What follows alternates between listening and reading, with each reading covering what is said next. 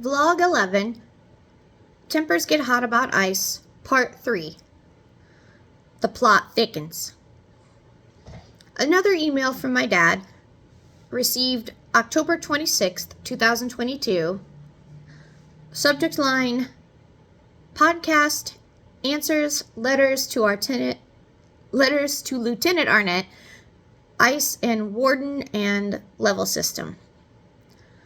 The guy in 14 cell told me that Pitchford, the foyer porter, is now being required to wash and rinse the ice buckets each night before storing them in the foyer office.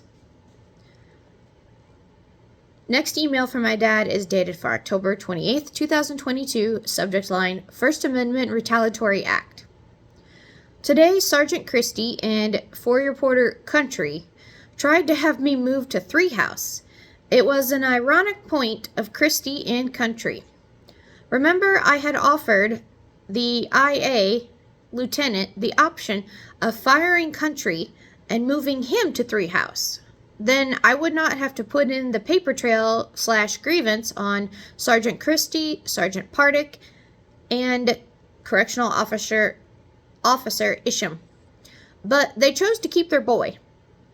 Over the grievance for the act of treating the A-Wing guys on the ice, telling them to take it up with me if they had a problem with the new acts, by Sergeant Christie, Sergeant Pardick, and Correctional Officer Isham. So just allow me to clarify that part.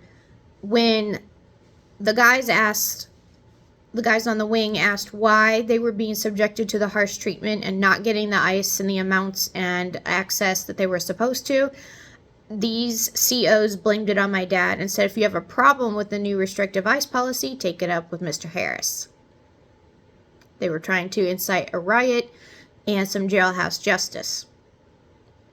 Luckily, those inmates had been around long enough that they did not play into the scenario that the guards were trying to put them in. Back to my dad's email. So I filed a grievance and had 5 affidavits attached to it. Sergeant Christie was interviewed about the grievance by Counselor Roger. The counselors see the grievances first. So he thought it would be real cute to move me to 3 House, but the fly in the ointment was my medical hold. I was placed in 1 House to be close to the healthcare unit. Sergeant Christie and Country did not know about this, so they contacted Correctional Officer Wall Jasper in the placement department. He agreed to go along with the illegal retaliatory move. So first thing in the morning, Country came to my cell. He was smiling ear to ear and stated that I was moving to 3 House. So this guy's gloating. So I talked to Lieutenant Arnett. He called the healthcare unit and the placement officer Jasper. Lieutenant Arnett killed the retaliatory move. Kudos to Lieutenant Arnett. So when you do the update on this First Amendment retaliation piece, remember to give Lieutenant Arnett his respect, for he stood on the stupid shit and stopped it. So I'm in a cell by myself. Butler, my dad's former cellmate, was moved upstairs by himself. So he got the bottom bunk back. My dad gets the bottom bunk because he has a hip issue. Butler, that is in a cell by himself for the time being. So sometime next week, I will go to the hospital, get the liver surgery done, and be cancer-free then.